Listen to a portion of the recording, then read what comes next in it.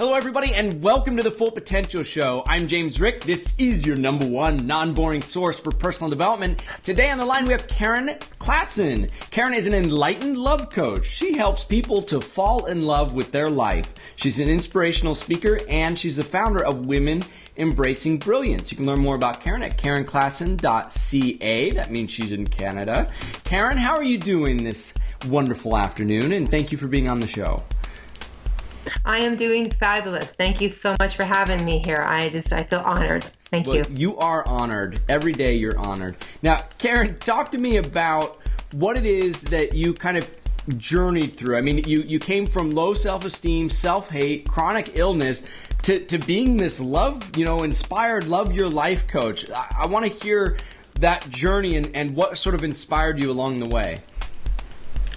Well, I'm going to start when I was 19, because when I was 19, I was on welfare, and I got married at a very young age. I was addicted to drugs and alcohol. I married a coke dealer. I thought he was my knight in shining armor. Or a supplier, kind of a free supplier. Exactly, yes. But he gave me this big lifestyle, and I had the big home, I had the cars, I had the jewelry, I had everything, and at that time my love could be bought, and at the same time I just cried myself to sleep every night. I was so unhappy and very, very alone, even though I was in a relationship, and I just took drugs and alcohol every day to escape from the pain. And I was in a hospital for many years, and the doctors told me if I did not change my lifestyle, I would be dead by the time I was 30 years old. Wow. And yeah, so it was a journey, and I really suffered physically as well. I was in and out of hospital. I had depression and scoliosis, chronic back pain, and it was just never ending. And then when I was in my late 20s, I had a profound spiritual awakening, and it just really changed the course of my life. And it was this incredible love that I experienced, and I'd never even recognized that I even had a soul. I never really journeyed into spirituality prior to then. I'd read about it, but intellectually knew about it. But now here it was in this moment I was experiencing in August of '93, and just changed my life completely, and found that the way to happiness was really recognizing who I am as a brilliant, magnificent, divine human being, and awakening my heart.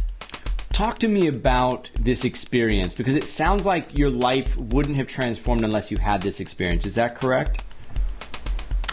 I'm not too sure. I know that when in this moment in '93 that I was asking questions. I was so sad and so depressed, and I was asking questions, and it's like when you ask, you shall receive. And in that moment, I just felt this incredible love moving through me.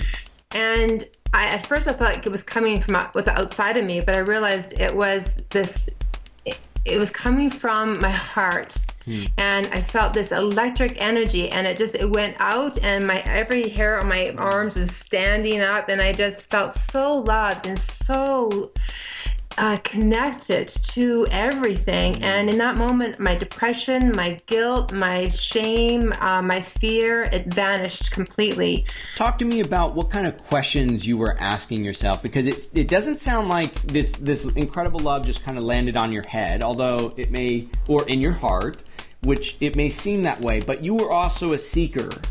And you were asking questions that maybe not every person asks, and that's why not everybody has felt this love. And how long was this process going on? You were searching, you were asking questions. So what questions were you asking, and how long was this going on for? Well, there was a part of me, I think because of when I was a teenager, that I just knew that there was more to life than meets the eye. And I tested my reality a lot, using drugs and everything. But I just felt invincible. And there was an aspect of me that knew that there was a bigger picture. Like there's something here that I was unaware of. And it was just knowing that I was so done with the pain and the suffering.